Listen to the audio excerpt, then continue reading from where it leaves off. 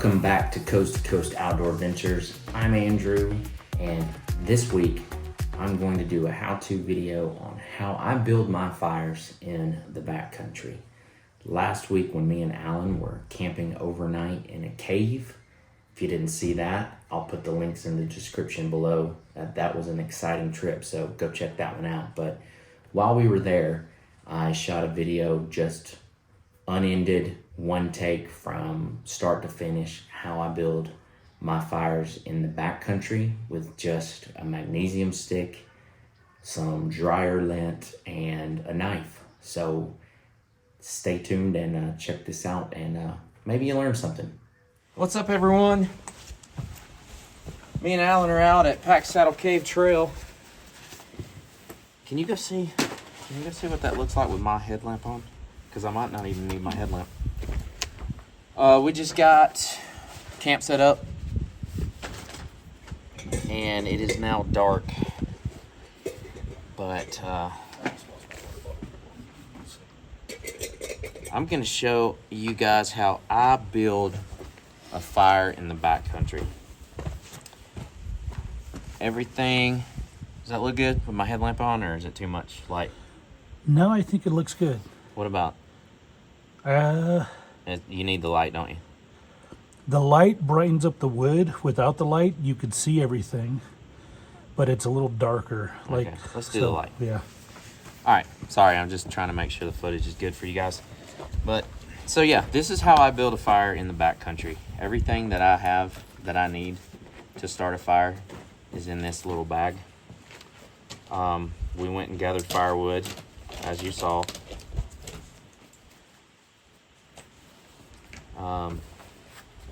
But I have a small little Nalgene container, and this has dryer lint. It doesn't look like a lot of dryer lint, but it's crammed in there. There's a bunch. Probably start 2 fires with it. Then I have a knife, just an old knife I don't really care about, and a magnesium stick. And that's what I use to start a fire. So, of course, when you're starting a fire, you know, you want to have your small twigs, stuff that's going to burn easy. So I've already broken all this up. And I'm just going to real loosely spread it on here, because getting the fire going, airflow is critical, that you have enough of it so you don't smother it out.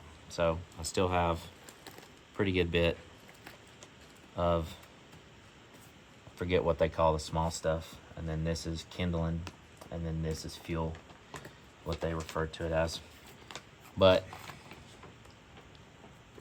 do you know what they call the small twigs and stuff? I did not. Yeah, no I idea. just always call everything kindling.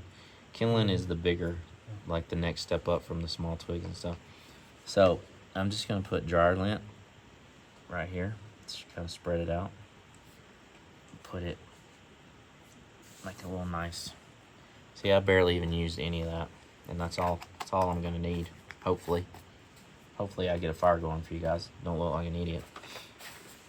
Then I take my magnesium stick, and the key is you really want a lot of magnesium on here. You don't, I don't know if y'all are a fan of Survivor, where they do that fire challenge, and people are forced to build a fire like this. They don't put enough magnesium on their, what they're getting it going with. So you really want to just scrape a bunch off. I've had this fire stick for 20 years, probably 20 years, and I mean, still got a ton of it left. So just put a bunch on there. That way it's gonna get good. It's gonna take off quick. Then you have your striker here that you're just gonna throw a spark on there. And my sparker broke. Look at that.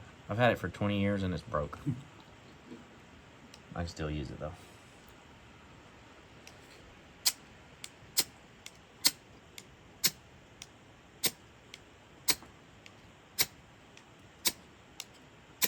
Come on.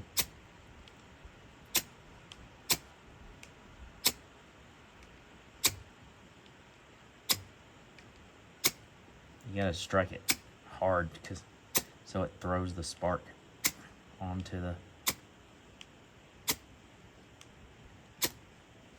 If it's not taking off, then more magnesium.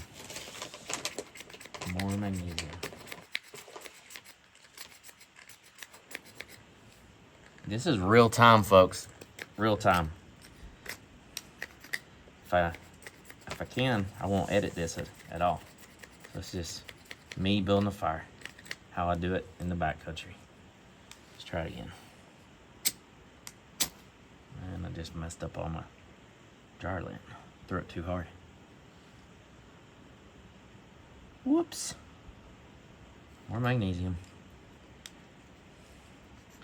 Didn't you say you had a striker tool? I do. Need it? I don't know. Does it throw further than this thing does? I do not know. I cannot see. Well, I'm behind it. I might resort to that in a minute, but this is gonna take off. Here we go, bud. Here we go. Fire.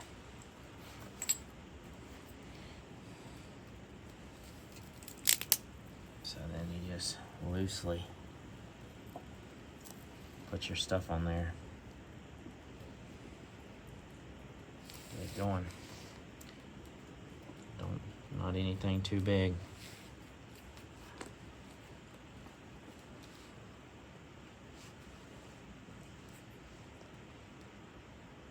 Don't want to smother it. Oh, the smell of dryer. You smell dryer, Lynn? Yeah.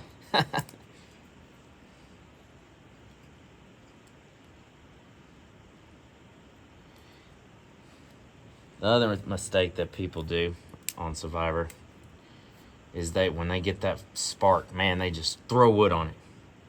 And like it goes out immediately. I'm putting these teeny tiny little, even smaller than that, just teeny tiny little twigs on here. Just giving it what it needs.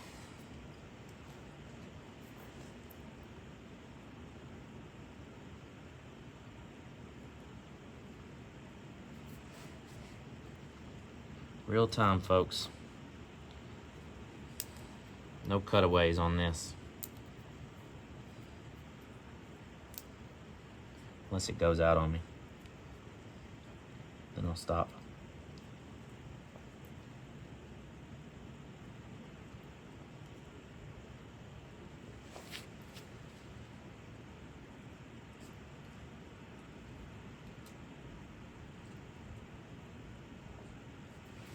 Spoke too soon.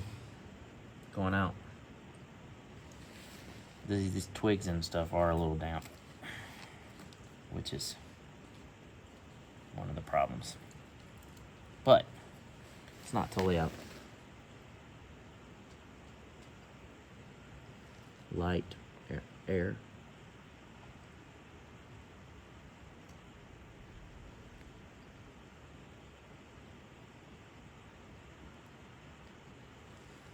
It's a flame.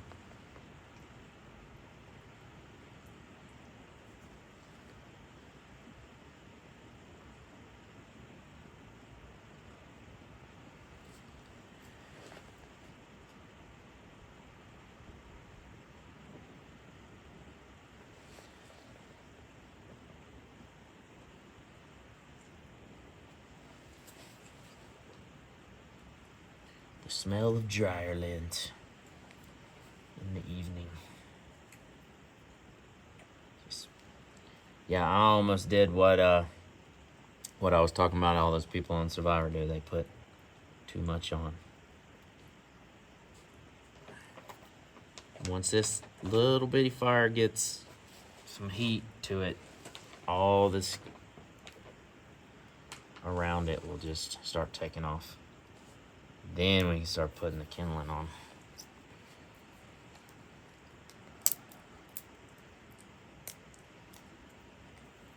What you think about it, Alan? I mean, I'm back here enjoying some beef jerky while you're building a fire for us. Hey. It's the life right there. Yep. Eating beef jerky while someone else makes a Doing- fire. Doing the work.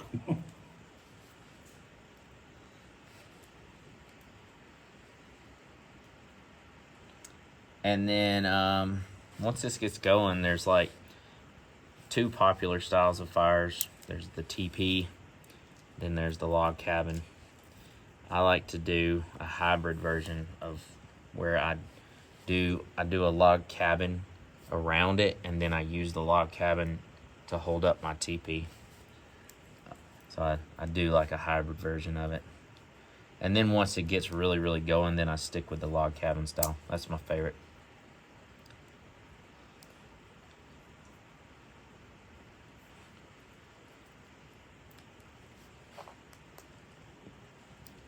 So I was looking to see if we were gonna get smoked out, but it's going up. I built a cave, a fire in a. It wasn't a cave. It was like this big, like.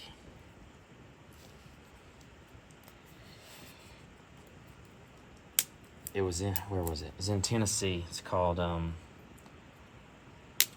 the Pocket Wilderness. It's BLM land, and there's this. It's one of the coolest places I've ever been to. It's Big Laurel Falls. There's a creek that goes to a 40-foot waterfall, and then all the water disappears into a hole in the ground, and then all of a sudden there's no creek. The creek goes away. You're like, wait a minute, there was this gigantic creek with all this water, I mean thousands of gallons of water just pumping through it, and then nothing. But behind the waterfall, there's like this big, huge cutout underneath it. So you have the waterfall going like this, but then down below the waterfall, there's this huge cut back. So you can hike down in it and be behind the waterfall and camp in there. It's one of the coolest places ever. That's cool. But we built a fire in there because the ceiling, dude, Alan, the ceiling on this thing is 40 feet high. This is the height of the waterfall. So, I mean, you look up and like this cave, imagine this cave, but 40 foot in the air. My knees are hurting. I'm getting old. All right, now we're ready to start putting some bigger stuff on here. So I'm gonna do like this. Do a smaller log cabin. This is like a tiny home log cabin. And go like this and like this. And then I'm gonna use that to start building my TP. Actually, go a little further away. Need some bigger stuff.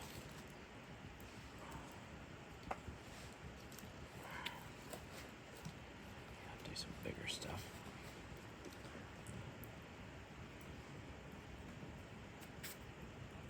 Throw some stuff in there.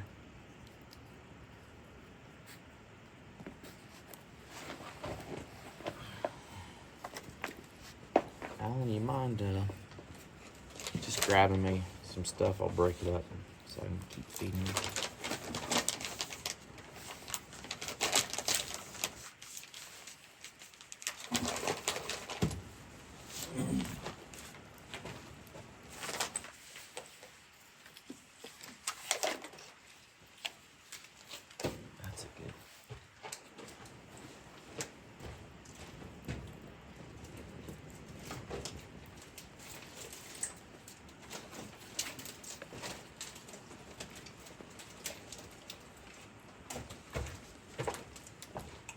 smaller stuff, or Yeah, smaller and then medium sized stuff. Yeah, that's good. Stuff like that. That's fine. Not quite big enough to get it going to TP style. Might not even do the TP. Just go straight to the log cabin.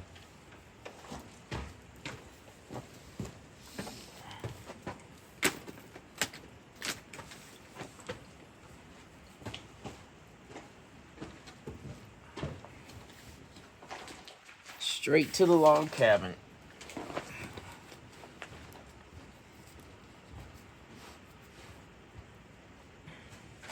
So guys, this is how you make a fire. No matches, only a magnesium stick, and dryer lint. And I only use one thing of dryer lint. I could probably honestly make 6 or 7 fires with the amount of dryer lint that's in here. It is difficult if stuff is wet. Sometimes you gotta cheat and use a fire starter, one of those like starter logs. But here we go.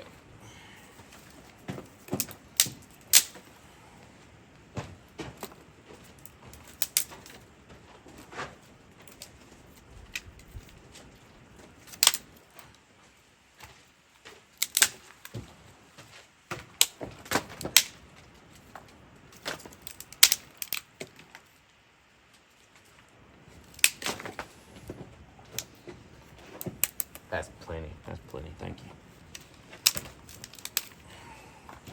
You're a good man, Alan. I don't care what they say about you. don't spread that rumor. Gotta come up with a trail name for Alan, guys. Y'all leave in the comments below what you want to give this guy a trail name. I'm thinking, I don't know how to say beard in Spanish, but I'm gonna find out, and then it's gonna be whatever that word is, and blanco for white.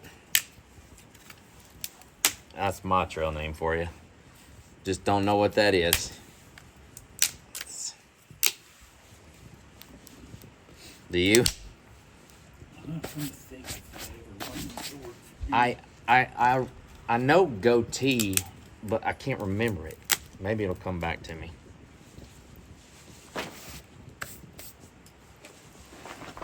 Well, guys, looks like this fire is going pretty good, so I'm gonna end this video. But this is how I build a fire in the backcountry, and hopefully you guys learned something new. I mean, there's not too many ways you can build a fire. I mean, so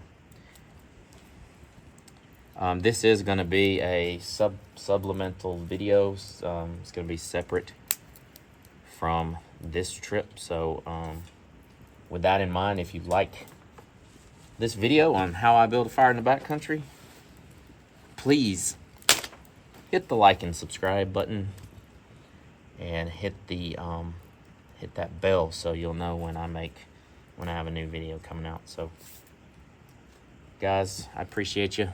Hope you are having a great weekend or weekday, whatever it is when you're watching this. We'll catch you on the next one.